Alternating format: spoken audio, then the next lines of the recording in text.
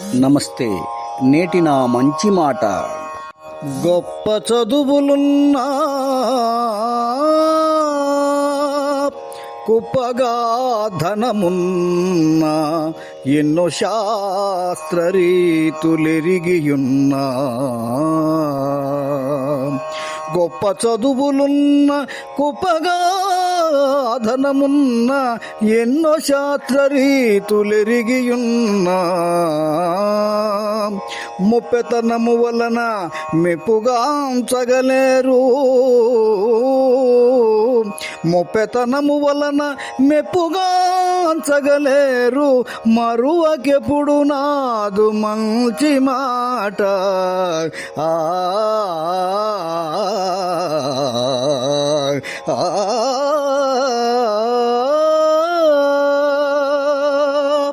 మిత్రులారా, ఎంతటి విద్యాధికుడైనా, ఎంతో సిరి సంపదలు కలవాడైనా, ఎన్నో శాస్త్రాలు తెలిసినవాడైనా తన మాటే నెగ్గాలి, తను చెప్పిందే వేదం అనే మొండి వైఖరి కలవారు గొప్పగా రాణించలేరు.